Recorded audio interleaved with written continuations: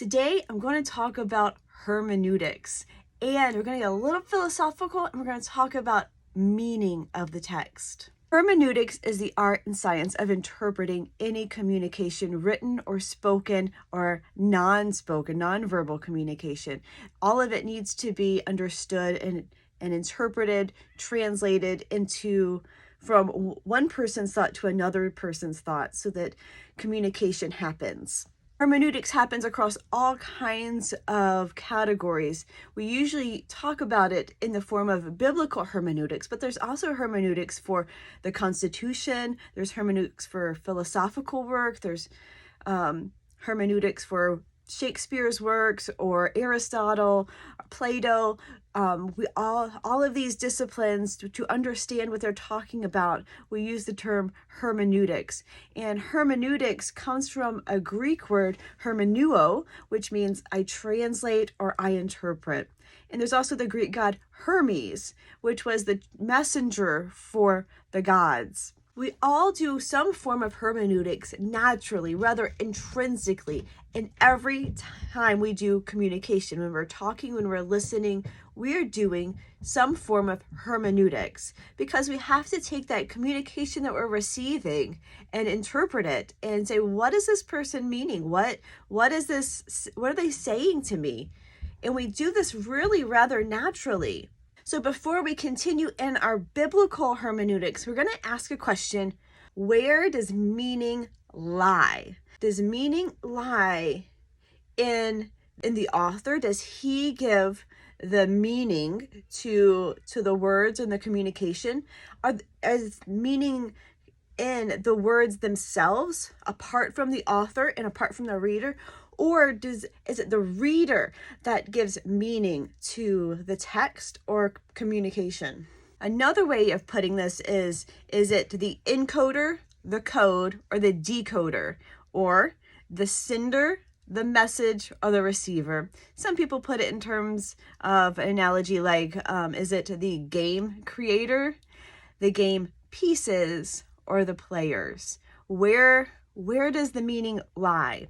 Is it what the person is trying and intending to communicate? Is it the words themselves?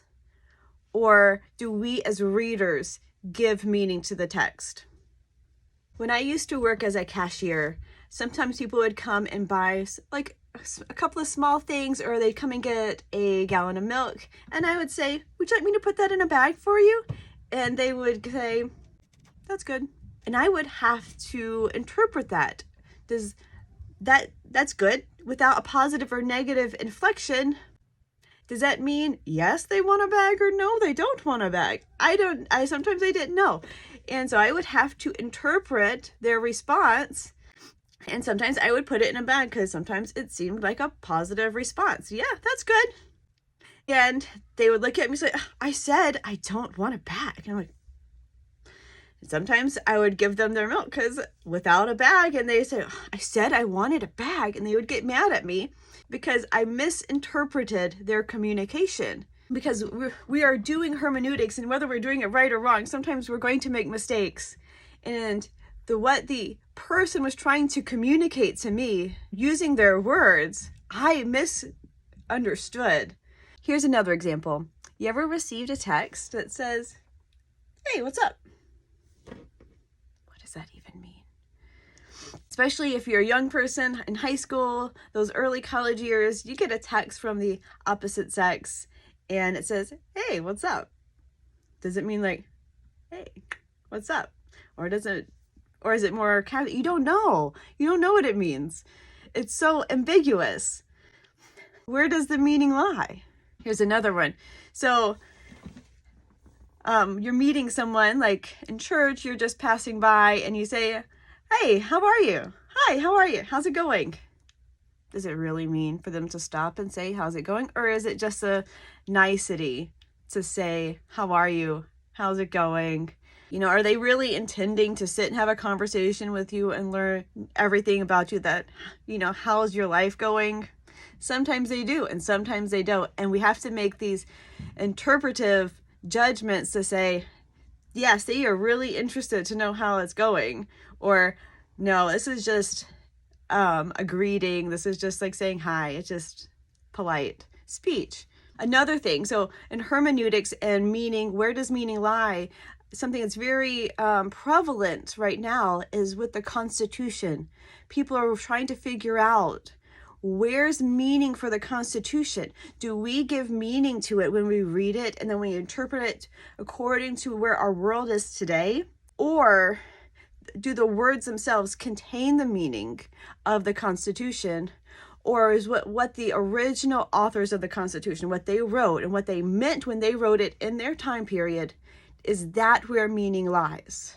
I think this is a very difficult question for people that are about my age and probably younger, because I think that we are taught, whether either implicitly or explicitly, that we give meaning to things. We give meaning to the world around us. We even give meaning to what we read, and we can put in and read it into our context, into what we're thinking and and it can speak to us apart from what it really means. And so we are taught, whether intentionally or without intention, that we are the holders of meaning. Then the second option, is meaning contained in the text, in the words, in the communication itself. A lot of times in Bible study, we have people who have this idea, and they'll say something like, well, that passage might mean that to you, but to me, it means. We don't do that. There's really only one meaning of the text, and it's what the original author meant. Subjective meaning is us where we're putting our meaning on the text, and that is an improper use of any kind of communication. A text means, or any communication means, what it meant when it was originally communicated. That meaning is what it will always mean. It doesn't change. It might be applied in different ways. It might have different implications across different time periods. It might have different applications amongst different peoples in different time periods, but the meaning is always the same. Take time to really think on this, and it might change, I know it did for me, how you read anything. Because once you start thinking about where is the meaning, what is the author communicating, and what are the implications? It's not how do I interpret it and what does it mean to me, or what meaning do I give this? Apart from its author, we have to know the author and what the author's situation, what he's trying to communicate. And we know what he's trying to communicate by the word choices that he uses and the ideas presented. We can know, at least to some degree, what he's trying to communicate. It's not in the words themselves, but the whole of the picture that's being communicated by the author who's giving these words meaning.